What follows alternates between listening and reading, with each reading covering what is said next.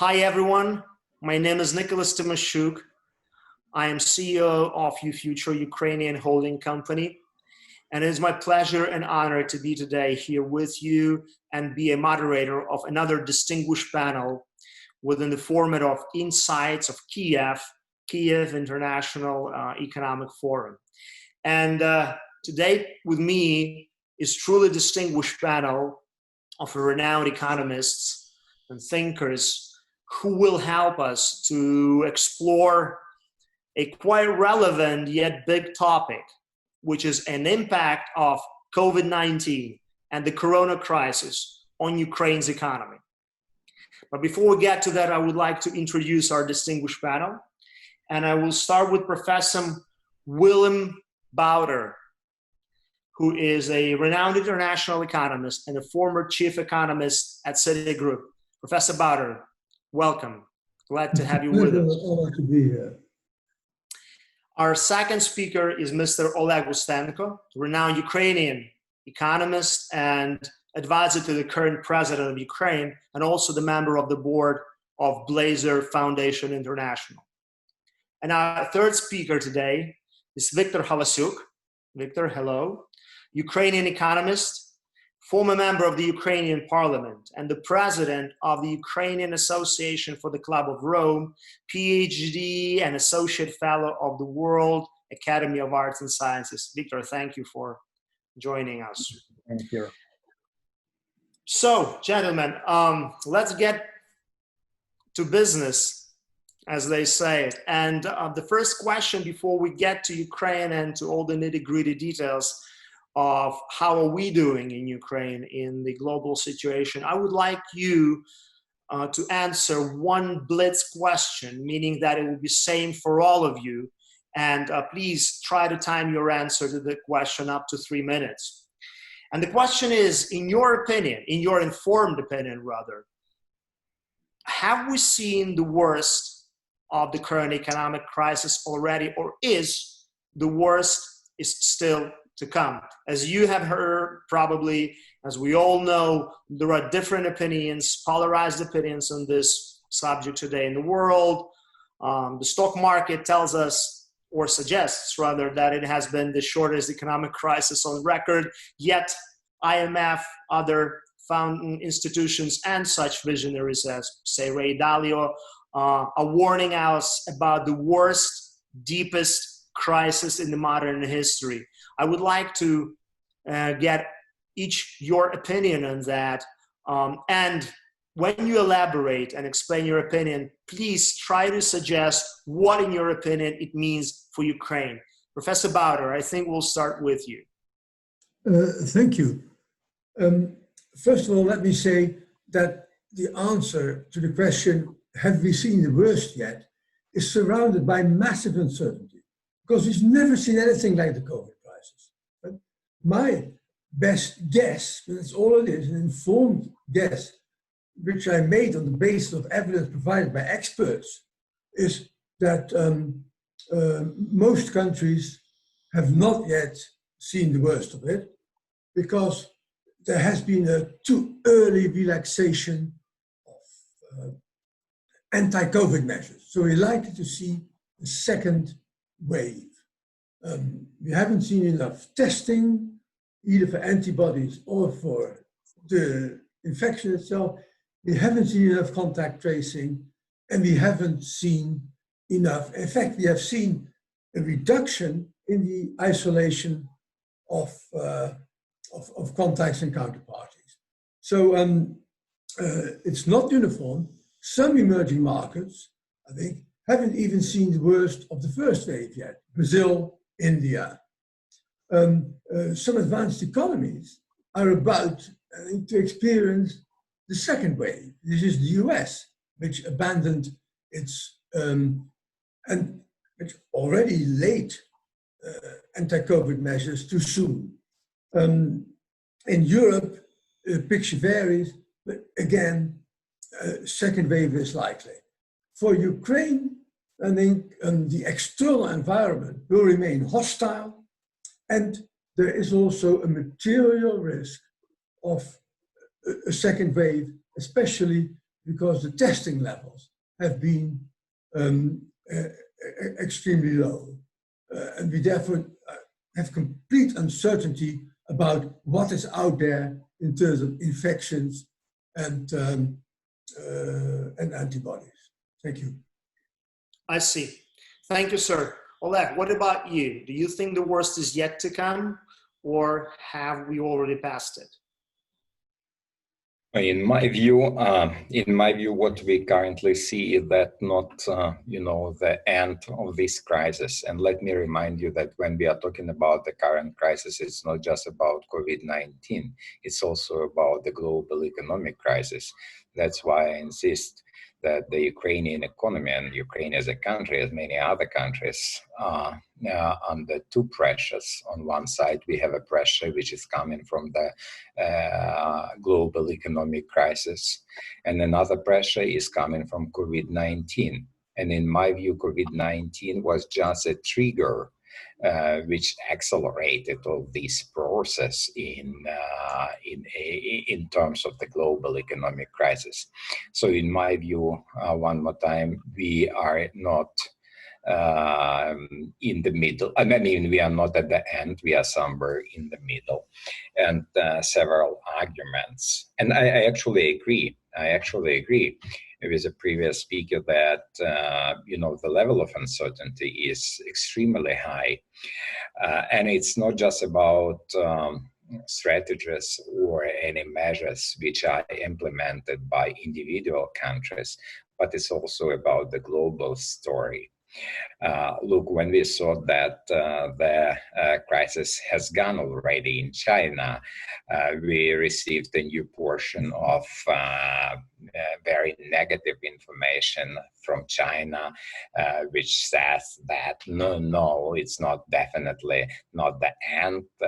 We already observed number of new cases, and these cases might be even worse compared with what we saw before, what we observed before. And then keep in mind, then when we are talking about China, we are talking about the second largest economy in the world. At the same time, the level of uncertainty in terms of what will happen in the United States of America is also extremely high. Number of cases, yes, it's lower now, on a daily basis, but who knows how it's going to be in the future. Are we expecting the second wave there? What will be the behavior of creditors and investors? What will be their attitude in terms, after the new information which is coming from their Black Lives Matter, Maidan, if I might say. So this is definitely, for me, is extremely important, center, which will produce, in my view, in the very nearest future, or might be producing some negative information which will be affecting all of us, in terms of the in the world, the global economy. And one more time, the attitude of investors and the attitude of creditors might be changed very rapidly. So far, many of those who represented on emerging markets, they were trying to find a safe haven for them, and so far this safe haven was United States. But who knows what will happen in the future? In my view, all these developments which we are currently observing in the United States, including the fiscal deficit, the policy which is produced by Federal Reserve, so all these changes and information which is coming from the White House, from the Congress, from the Hill. This information is not. This information is adding to the high level of uncertainty, and this definitely will not help to anybody, including Ukraine. The same I might say about the EU, which is, also I mean, individually, EU as a whole, Sure. it's a second is a second place in the world in the international economy, and the situation there is again quite uncertain. Are we sure that the second wave is not going to come? In my view, the level of probability that the second wave will be coming in the EU is again very high. What will happen? I mean, I am very pessimistic about the situation in the EU. Maybe it's a little bit better than in the United States, but I'm definitely very pessimistic about their situation, including the struggles, which some signs or some signals are already coming. Look, some countries are unhappy with financial support which is coming from the Brussels to another country, to their peer countries. So this struggle is going to be even, increasing. The level of unhappiness is going to increase within the EU as well. So in my view, yes, we are, coming through this crisis. And if we are coming through this crisis, and if this crisis is really the global crisis, then I doubt that we are going to move on a V-shaped trajectory. So in my view, it's very likely that we are going to see either the U-shape or we are going to see even L-shape crisis where, this... Yes. Well, the stock market is likely to see the W, right? Because it's going to dip again. It's risen sharply, but it's going to dip again. Right. Thank you, Oleg. Thanks a lot. Viktor, you. the same blitz question to you. What do you think? Have we seen the worst? Is worse yet to come? Nicholas, first of all, thank you for having me here. It's my pleasure to contribute to the key insights. Concerning your question, I agree with Oleg that COVID-19 was not a reason, but the trigger for the global economic crisis. And I don't really believe that we have already reached the rock bottom of the crisis. I think we are just on the edge of the severe economic slowdown. And as you said, the IMF anticipates the worst economic fallouts in the Great Depression. And I see their point and share their concerns. Moreover, if you take a look at the patterns of previous economic collapses, I mean, Black Monday, 9/11, Great Recession, and so on, you will see that it took over a year to reach the bottom point. And the recovery lasted for several years at least. I don't see any reasons that this wouldn't be the case now. One may say that the indexes of the stock market have already recovered. It's kind of a paradoxical situation. But I think we should really dive deeper and look into the fundamentals. PMI indexes are quite low all over the world, maybe except for China. Employment has been heavily affected worldwide, and there is a huge unemployment even in the US. Many business activities are contracting. Some industries halted amid the corona crisis, pandemic, and international lockdown. And actually, governments all over the world, they are trying to fuel their economies with financial injections. But this is kind of artificial buying growth. It works in short term, but this tactic is incredibly hard to sustain. And I think for Ukraine, it's a great challenge on the one hand, but on the other hand, it's a number of new opportunities, but only if we create favorable conditions for attracting smart foreign direct investments, particularly into manufacturing, R&D, and other value-added industries. But we also can lose a lot if one is just going to rely on the invisible hand of a free market. I think we should be much more proactive. That's my point.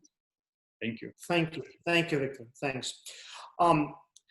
So let's get now to individual, more detailed questions, because I really would like to pick your informed minds on different aspects of what it means for the world and Ukraine. Professor Buiter, now it is a general fact that I think all economists observe that the global levels of public debt have risen sharply, even in some of the OECD countries, Southern European countries. They are closing to me personally, staggering 200% to GDP. And what, in your opinion, are governments going to do to that level of debt after the crisis? Will we see some sort of a recalibration or change of international debt credit ratings? Is some portion, at least, of this debt doomed to be written off? Or will this bubble just blow during this second dip that we're all expecting here, at least participants of this distinguished panel? What is your opinion on that? And by the way, specifically about Ukraine, if I'm not mistaken, currently has public debt below 50%. Some say it's good. Some say, though, it's bad because you cannot really reignite and boost your economy with that level of public debt. What do you think? What does it mean for Ukraine, the country's current level of public debt? Should we grow it? Should we be happy that it's relatively low now? Please. Well, first, we don't just have unprecedentedly high public debt. We've also got very high private debt. And there has been already some migration of debt from the private sector to the public sector, and there will be significantly more of that. And I think in many emerging markets, and indeed in some advanced economies, Italy, Greece, a significant transfer of private debt to the public sector is not sustainable and will lead to public debt restructuring. Now, this is clearly more an emerging market problem. In the US, right, the holder of the only global reserve currency, serious global reserve currency, the debt is sustainable, and it would only be a political decision not to raise taxes or cut spending in the future, but to restructure the debt that could lead to a debt restructuring, public debt in the US, but same in Germany. So don't expect there, but in the fiscally weaker advanced economies, there is a material risk of debt restructuring. In emerging markets, including Ukraine, there is significant vulnerability. In Ukraine, you're right, in 2019, the public and publicly guaranteed debt was 50% of GDP, right?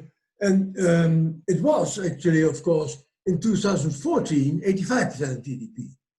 And the reason we knocked 35% of GDP off, a significant part of it was debt restructuring, the 15 billion debt restructuring in 2015. I do think that not being the owner of a global reserve currency, Ukraine is much more constrained in what it can do fiscally to traditional debt than most advanced economies. The IMF expects a 7.7% of GDP deficit for this year. Yeah. I think that is testing the patience of markets. 5.3% in 21, 3.5% in 22. Yes, it's possible. And according to the IMF scenario, the debt will not go above 65% of GDP, which is in principle sustainable, but this requires enormous self-discipline on behalf of the government and a more limited fiscal stimulus than may be politically desirable. So I see a material risk of public debt rising more than is currently part of the new program with the IMF, and getting us closer to a restructuring risk. It's avoidable, after all, because we just had that restructuring and the debt is not high by international standards, but the political pressures to make the debt excessive again will be hard to resist. I see. Thank you. Thank you, sir. Oleg, the next question is to you. Speaking of Ukraine, I wouldn't break any news to you if I say that access to capital has been always a major impediment for any business working in Ukraine, right? Now, this whole Corona crisis situation, has it changed something? Has it become better, at least in some perspective? Remained the same? Has become worse? And in general, what is your take on how can Ukraine finally break this vicious cycle of extremely difficult access to capital with stifling collaterals, high interest rates, or other conditions that prevent companies from taking enough debt on the one hand, but on the other hand, relatively high NPLs, non-performing loans in the Ukrainian banking sector, at least until 2014. It definitely has become better since then. So access to capital in Ukraine now during the crisis and after the crisis, how do you see it evolving now? Look, this is simple on one hand, on the other hand is a very difficult question. By the way, let me please comment on what was Sure. Previous speaker, Willem, was saying about the level of debts. In my view, actually, when we are talking about United States of America, then we have to keep in mind that in the United States, the level of public debt to GDP is more than 100%, if I'm not mistaken. Currently, is more than 110%. The last figure I've seen was 186. No, 186. Okay. I think that it's a little bit lower, but still extremely high, extremely high. The latest data which I saw was 110% to GDP. On the other hand, Professor very rightly pointed out that, look, that also is a huge problem within the EU. If you're taking a look on Italy, for example, then it's more than 150% to GDP. In general, in EU, the level of debt varies a lot, coming from 70% in so-called new EU member states, I mean, relatively new EU member states, to 170% as an example of Italy. In Japan, you can hardly even assume, but this country has debt to GDP ratio more than 200% to GDP. And then, of course, you have Ukraine, where the debt to GDP ratio is less than 60%, which is okay according to international standards. On the other hand, always keep in mind that the question, of course, is the ratio debt to GDP. On the other hand, another important question is how much you are paying for this debt in terms of the interest rate. And if United States is paying, let's say, less than 2%, then it's significantly lower than 2% for their debts. It means that they are spending, in terms of GDP, much lower portion of GDP to serve these debts compared with Ukraine. And in Ukraine, where we have 60% debt to our GDP, the average rate we are paying on the average interest we are paying on our debt is, let's say, somewhere around 7%, which means automatically 7 multiplied by 60% gives us a number much higher, 4.2% of our GDP, which means that we are paying more as a percentage of as a portion of our GDP for our 60% debt to GDP ratio compared with the United States, who are paying less than 4% of their GDP for the debt, which are 2 times higher than the level of debts we are having, relatively higher, which we are having here in Ukraine. So then, of course, then we come to the question not only about the debt to GDP and the debt as as a phenomena, but we are coming to the question of what can be done in order to decrease the level of this interest rate the individual country is paying for their existing debts. In my view, actually, the situation in Ukraine has been changing rapidly over the last, let's say, was very dynamic, positively dynamic over the last 12 months. Look, when the previous administration was on Bankova Street, the Minister of Finance was able to issue Eurobonds, which is our international debts. They were able to issue at a rate almost 10%. Almost 10%, 9.8%. This is exactly the interest rate or the coupon which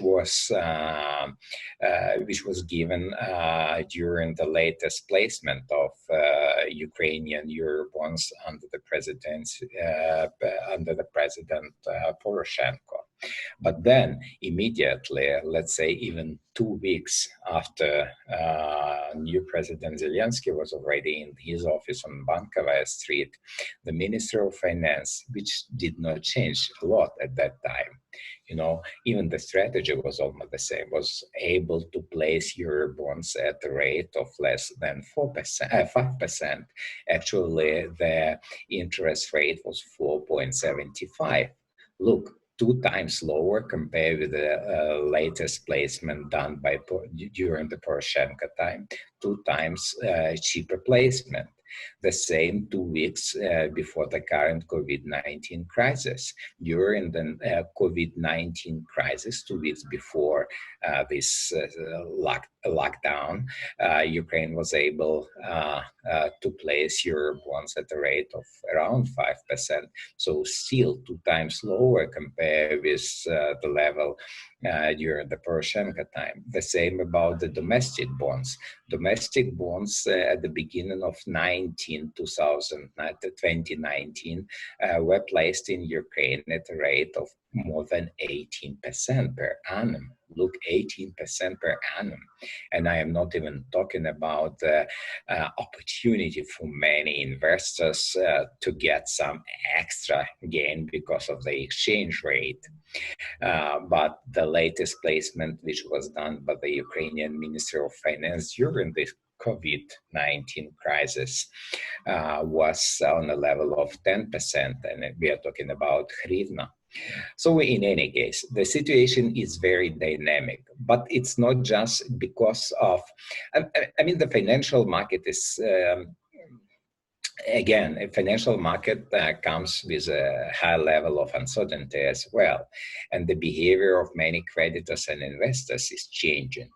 However, I would argue that if the level of trust to Ukraine from the side of international investors will be at least on the same level where we are now. By the way, Moody's, did you see that the Moody's upgraded Ukraine 1 notch up a couple of days ago?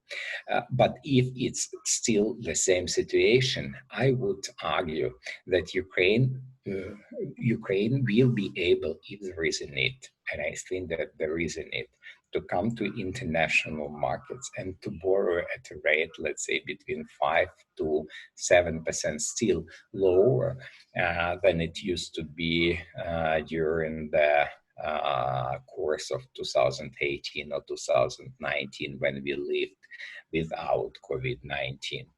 But again, many will depend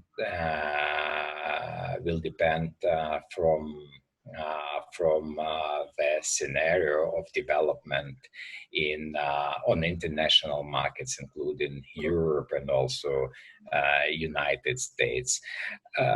And by the way, if I may, I just want to say that I do not agree that when we observe the decrease in the level of our debt to GDP ratio, it happened not because of that haircut which was done, or restructuring of Eurobonds which was done by the previous administration, because Professor, we had at that time the size of our Eurobonds was 15 billion US dollars. But when we did this haircut by 20%, we were able to win only 3 billion. And by the way, my feeling is that, and my view is that it was the worst restructuring I could even imagine might happen anywhere, including Ukraine. But it was done already, so it's already history. But in general, I absolutely agree with you with all of the points you were making. Yes, we are in the world of the high level of uncertainty, quite difficult to predict. Many things will depend on international environments. Yes, it's true. Ukraine has its own limitation, both to debt, to make new debt, and to serve already existing debts. In terms of the access to capital, I agree. Ukraine might be able to go to international market and borrow on international markets. In terms of NPL, which was asked by our moderator Nicholas, in my view, yes, it's a huge problem, but it's a little bit from the other, if I may say, it's another story. It's different story. Of course, it's related to macroeconomic stability, but it's definitely a little bit different story. If there isn't it, I can comment later on it. Thank you very much. Thank you, Oleg. Thanks a lot.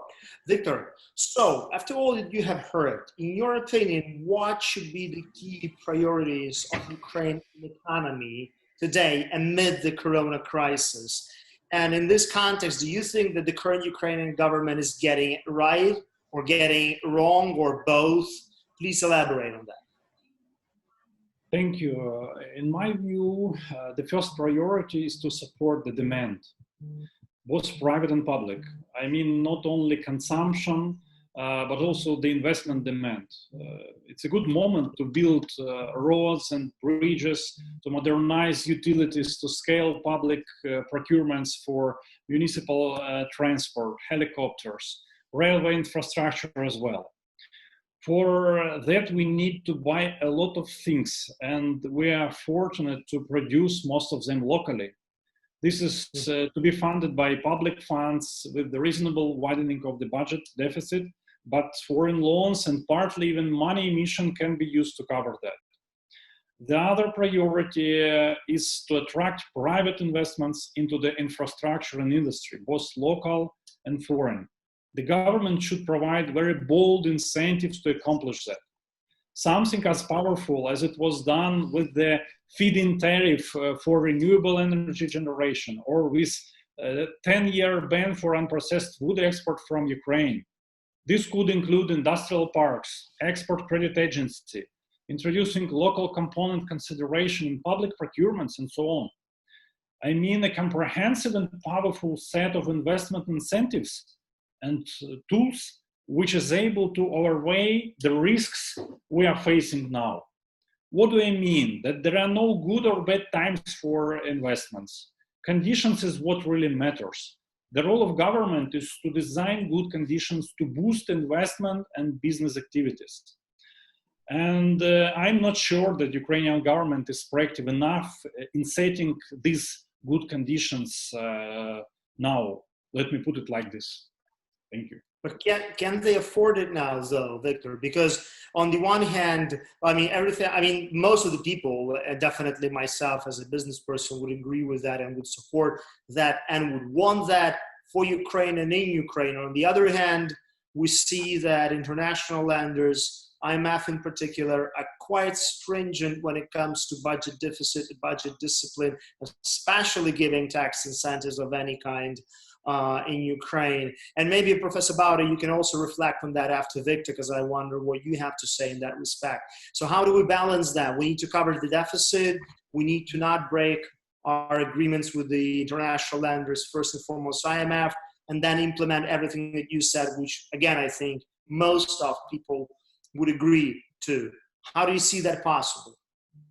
Thank you, Nicholas. What I think that actually we have nothing to lose is if we talk about the automatic tax incentives for greenfield projects in manufacturing industry, with such a tool as industrial parks, for example. Because when I was a member of parliament like 3 years ago, I met with a very high-level American official in the administration, and we've got a very fruitful discussion. And he asked me, what are the reasons why the Ministry of Finance, they are not supporting the idea of tax incentives for greenfield manufacturing facilities?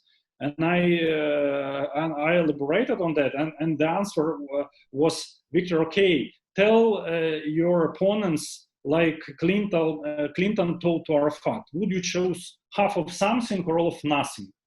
I think that is the case for Ukraine. Actually, we have nothing to lose. It's kind of option. If you just provide some strong tax incentives and other investment incentives for greenfield projects, as a government, you have nothing to lose.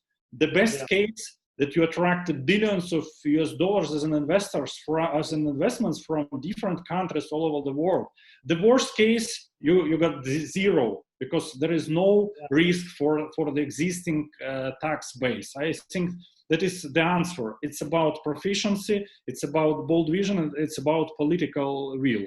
All the constraints, they can be overcome if there is a will and the vision how and why to do that. Thank you. Thank you, Victor. Professor Buiter, what's your take on that? Well, it's important to recognize that A, there is some fiscal room, but B, there are limits and that are quite severe, because, for instance, the kind of monetization of fiscal stimulus that is routine now in the US, in the UK, just more this morning, and in the Eurozone, is simply not a realistic option for the Ukraine. But I think it's also very important that whatever fiscal stimulus measures are provided do not hurt the longer-term structural drivers of the growth potential of the Ukraine. Remember, Ukraine has had underperformance in terms of growth for 30 years. The share of investment, capital expenditure in GDP in 2019, before the COVID crisis, was not even 20% of GDP. Foreign direct investment, right, in 2018 was 1.9% of GDP. In 2019, it was 2.1% of GDP. That's a reflection of a poor business and investment climate in which potential investors are afraid to commit themselves because they fear that promises to them will be broken. Another example is the energy sector, specifically energy generation distribution. Right? The country clearly needs massive investment in the distribution network. Right? The grid is in very poor shape. And this discourages investment in new energy sources, especially even renewable energy. And so I do hope that the right structural supply side incentive measures will not fall victim to politically easy fiscal stimulus measures. The regulatory asset base for power providers, right? Necessary principles of implementation are being violated even as we speak. Right? We should have the use of a single asset base, not divide asset into new and old asset. We should have the rate of return determined not by some arbitrary numbers, 1 for old assets, 15 for new assets, but by the weighted average cost of capital. So it's very important to me that the Ukraine gets this kind of supply side structural incentive measures right, and does not sacrifice them to a fiscal expansion, which in a limited extent is feasible. I see. Sir, thank you. Now coming back to the points of growth, as you were saying, in your opinion, globally and in Ukraine, after the crisis, which industries, sectors will be thriving?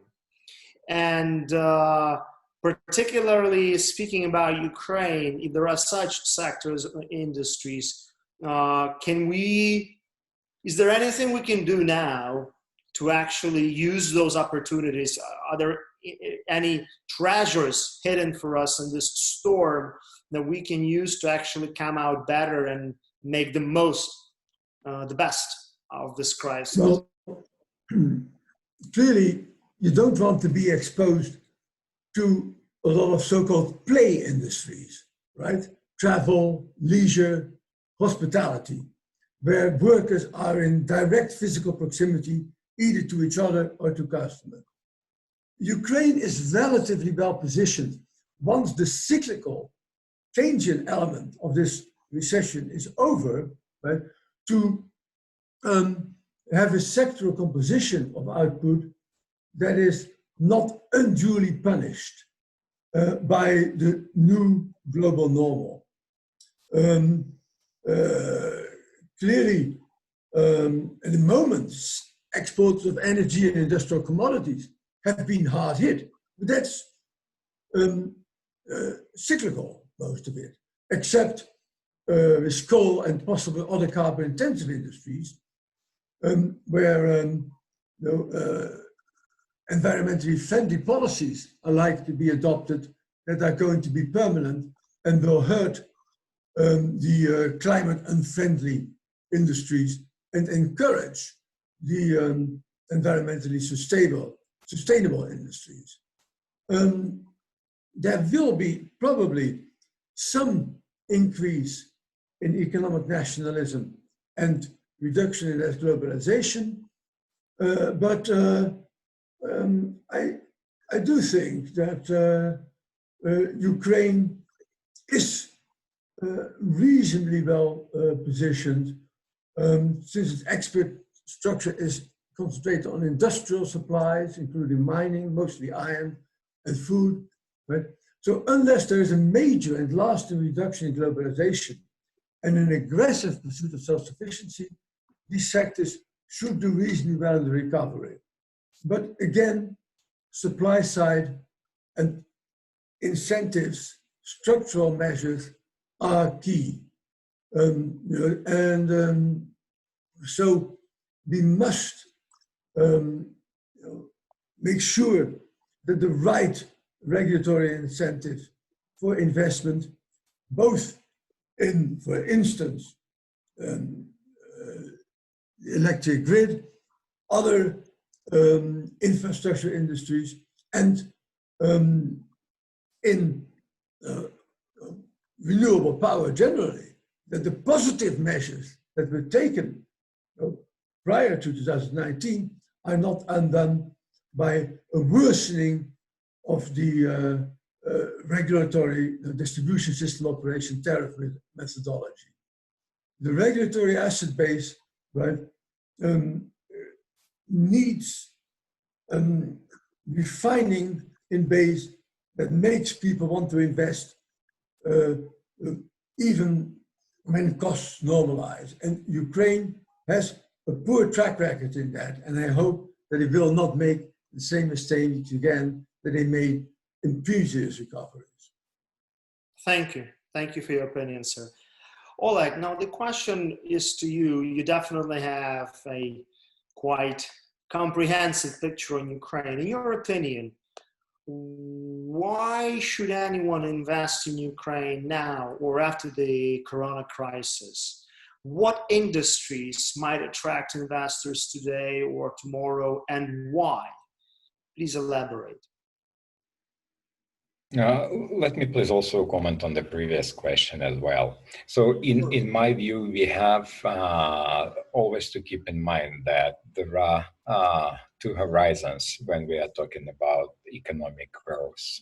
We might be talking about the short-term economic growth and the measures for this short economic growth, for accelerating economic growth in the short period of time. might be different, especially for the countries such as Ukraine, might be very different from those which should be employed when we are talking about their longer-term prospects. In this sense, I completely agree with the vision that for the long-term economic growth, for emerging markets as a global and for Ukraine as per individual country, might be coming only from the side of investment. Keeping in mind that always, over the last 30 years, basically in our modern economic history, we were underinvested by all means. And I always use the example of Turkey and Ukraine. In 1991, Turkey and Ukraine, almost the same number of people, around 50 million people in Turkey and around 50 million people in Ukraine. During the 30-year period, almost 30-year period of time, the GDP of Turkey is around, I forget to mention, but the GDP was almost the same, 70 billion in one country and 70 billion in the other country.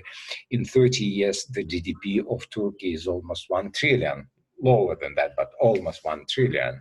700. Yeah, but Ukraine, look, our latest number coming from last year is around 150. So, and we are talking, in modern dollars. Still, 70 billion in 1991 was completely different money compared with 150 now. Look, during this period of time from 1991 to the end of 2018, the global economy doubled.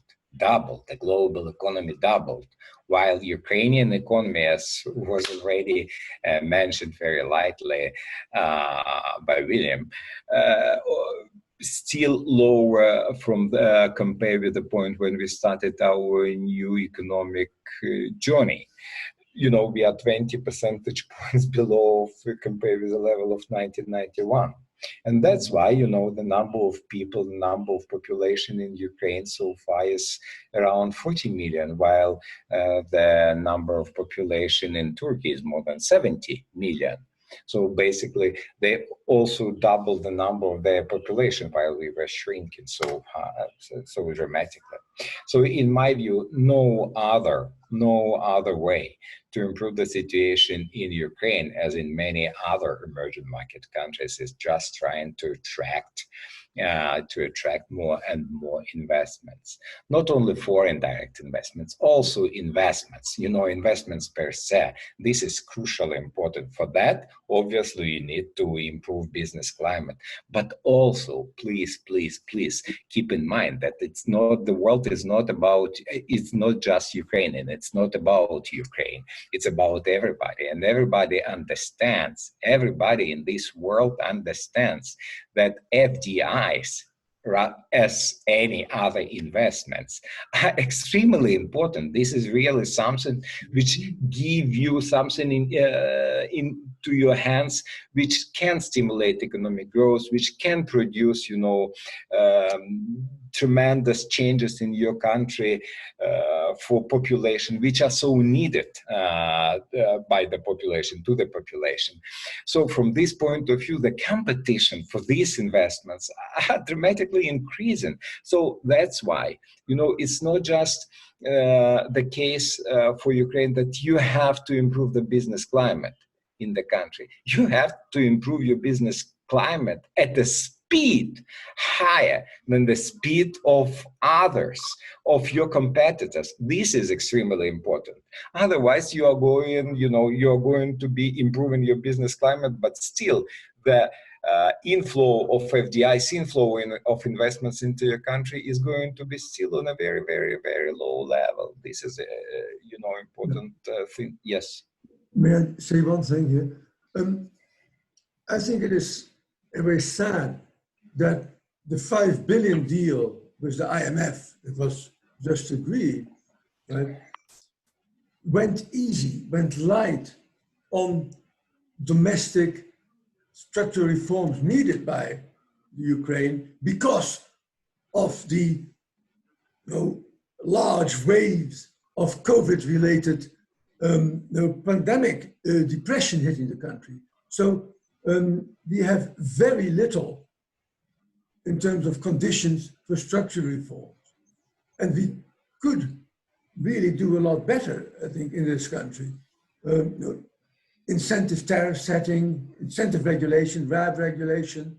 It would increase tax revenues, it wouldn't hurt them. It would increase investment in the grid, very necessary. And it could even increase state revenues for privatization. If the state finally gets out of the electricity generation and distribution business. So it is unfortunate that this opportunity for reform, which came from the IMF support conditionality, has to a significant extent been missed because of the pressure of doing something immediately of the COVID crisis. Sorry, No. Viktor, may I then redirect a question to you? Now, with all this, what Oleg and Professor Buiter said, do you think that Ukrainian business has any competitive advantage now in Ukraine or internationally? And what can we do? What can or must Ukraine do to really strengthen its global competitiveness of its private sector, first and foremost? Interesting question. I think this key assets of the Ukrainian business is flexibility and creativity, first of all. One should be very adaptive, creative, and efficient to do well in such a challenging business environment in the emerging market as ours. What can Ukraine do to strengthen the competitiveness of the private sector? Well, I think Ukraine should really improve economic conditions for new entrants and attract a lot of new investors into manufacturing, R&D, and other high-valued industries. As to me, that's the key. More investment, more competition, more jobs, more economic activity, more prosperity. Mm-hmm. And the tools are basically very simple.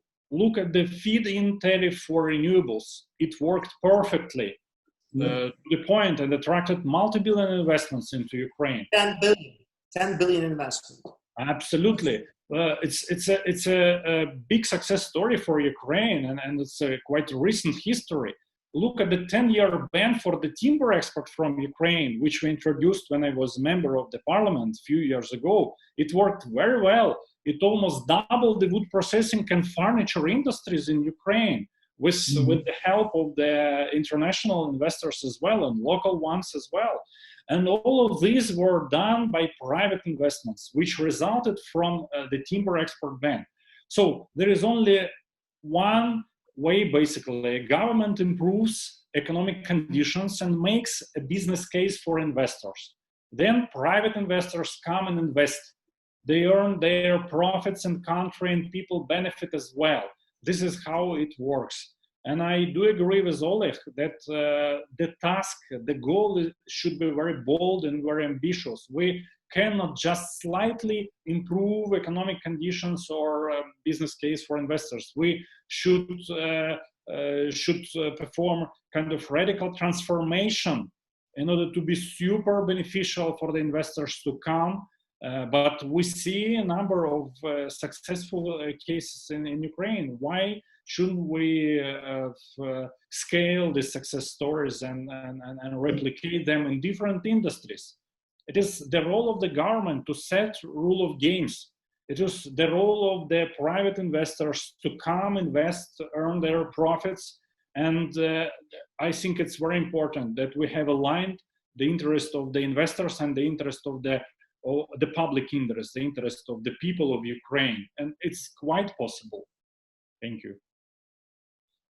Thank you, Viktor. Thanks a lot. Now, gentlemen, since we're literally around out of time, I want to ask the last blitz question to you all.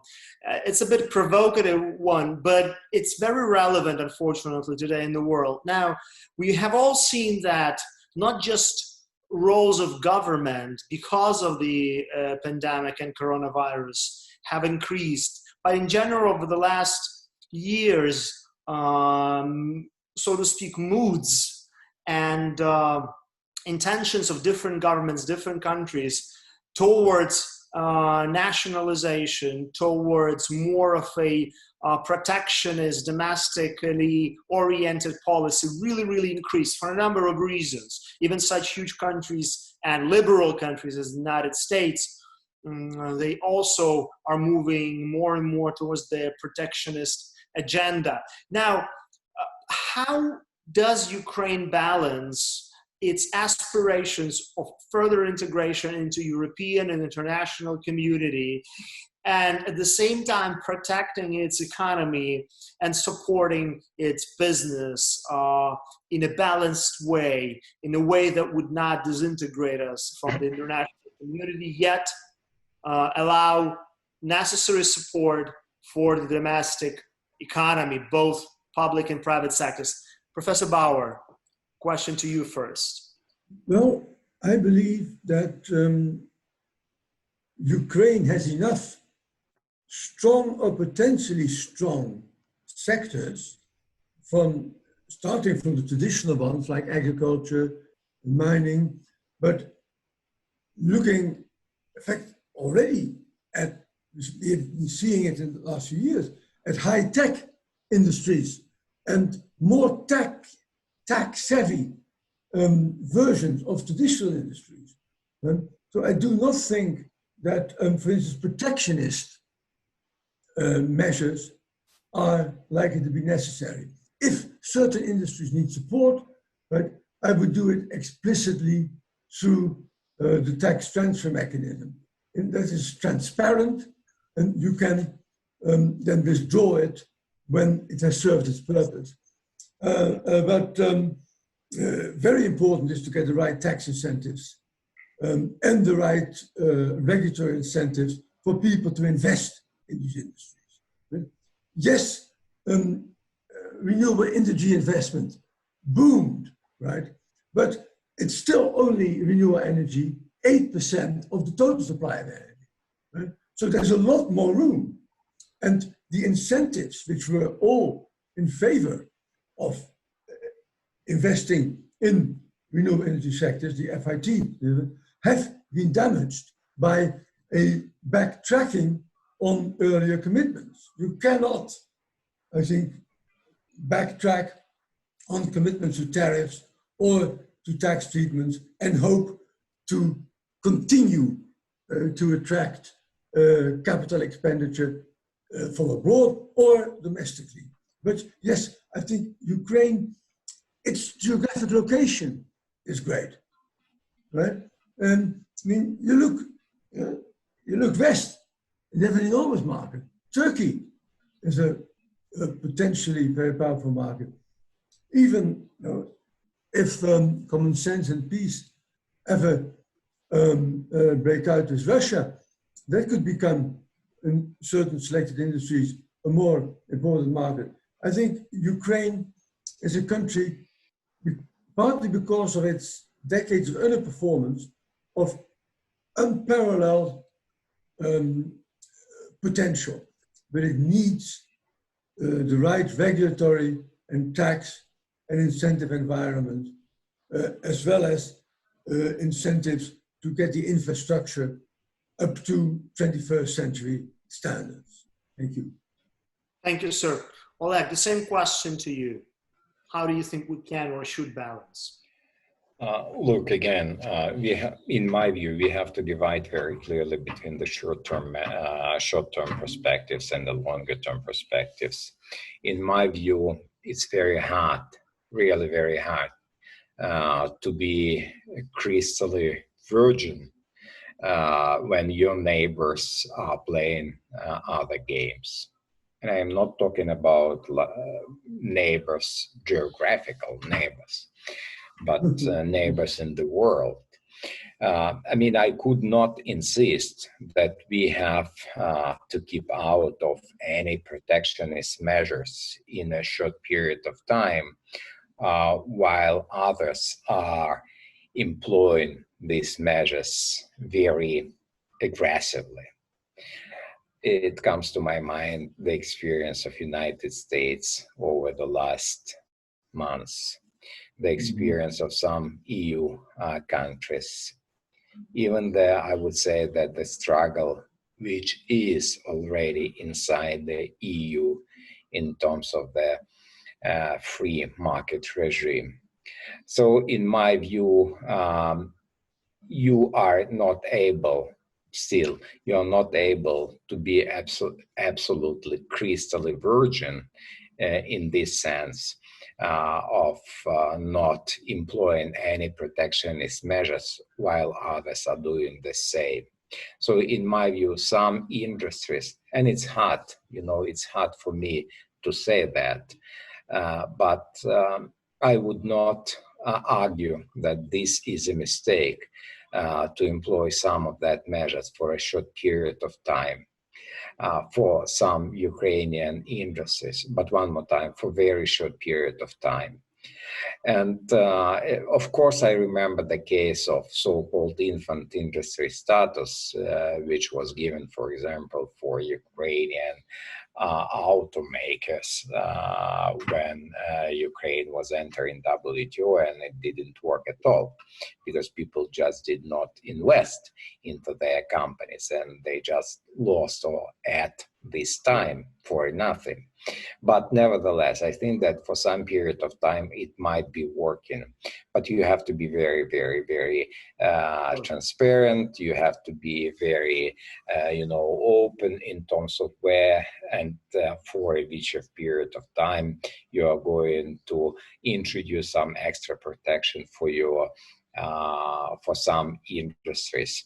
And also, I don't mind, if you are going to introduce some extra incentives for local producers when we are talking about public procurement. I do realize that there is, of course, the back effect. I do realize that. That's why I am arguing that it should be done in a very transparent manner and then for very short period of time, just to make sure that we are coming back on this, sustainable, not coming back, but coming to the sustainable growth trajectory. Very sorry for interrupting, just very short time, and Professor Bauer will have to leave in a couple of minutes. Viktor, so the same question to you as shortly as you can, please.